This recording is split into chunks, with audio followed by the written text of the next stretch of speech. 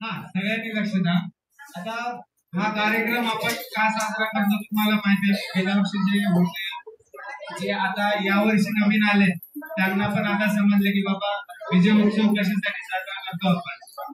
आणि हे जे विजय उत्सव आहे ते तुम्हाला तुमच्यामधलं जे काही टॅलेंट आहे ते सगळं इथे दाखवण्यासाठी. ठीक आहे. शांत. गणपती बाप्पा. तर मग आता आपला हा जो गणपती आपण जे बसवलेला आहे ते आता उद्या आपण काय विसर्जन करणार आहोत.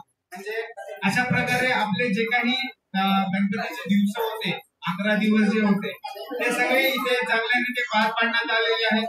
आणि हा सांस्कृतिक कार्यक्रम दरवर्षी पण असंच आपण घेणार आहोत. त्यामुळे सगळ्यांनी आता हा विजय उत्सव जो आहे तो एक चांगल्या पद्धतीने आणि सगळ्यांच्या मनामध्ये कोणाच्या मनाला ठेच न पोहोचवता आपल्याला हे साजरा करायचा असतो आणि आपण त्या रीती साजरा केलेला आहे. ठीक आहे. सो त्यामुळे मी तुमच्या सगळ्यांचा आभार मानतो की तुम्ही इथे आलात, तुमचा टाइम दिलात आणि काही जणांनी पार्टिसिपेट केले. खाली बसून त्यांनी पण चांगल्या पद्धतीने कॉम्प्रोमाइज केलेला आहे.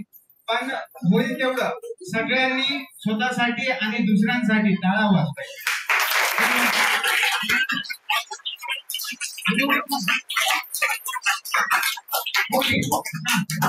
आता आपण मी इथे जाहीर करतो की हा कार्यक्रम आपला संपला आहे. तरी सगळ्यांनी शांतपणे समोरचं जे काही आता प्रसाद वगैरे जे काही देते त्यानंतर चांगल्या रीतीने जसं आता तुम्ही इथे शांत बसा तशाच रीतीने तुम्ही जायचंय घरी. ओके.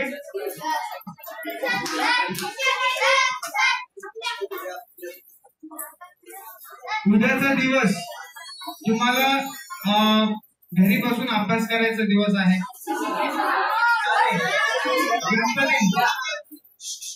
आणि गणपती विसर्जनाचा दिवस आहे. ओके. तुम्ही सकाळपासून दुपारपर्यंत घरी अभ्यास करा.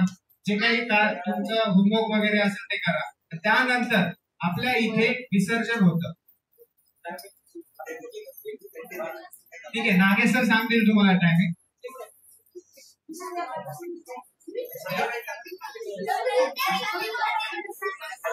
सर्वांना माहिती आहे उद्या आपले बाप्पा जाणार आहे. ओके. तर उद्या सकाळी 7:30 ते 11च्या दरम्यान यायचे आपल्याला. शेवटची आरती असेल आणि महाप्रसाद पण असणार आहे. ओके. इथं बसलेले जेवढे आहेत तेवढे उद्याला मला दिसलं पाहिजे. लास्टची आरती आहे. आरती करायचंय, महाप्रसाद द्यायचे आणि घरी जायचं. ओके. चला थांबूया तिथं. गणपती बाप्पा.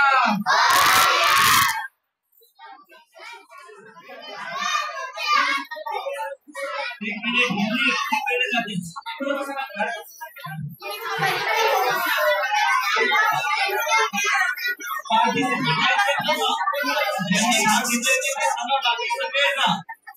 आपण एक फोटो घेऊया. पार्टिसिपेट वाले थांबा. पार्टिसिपेट थांबा, बाकीचे जा.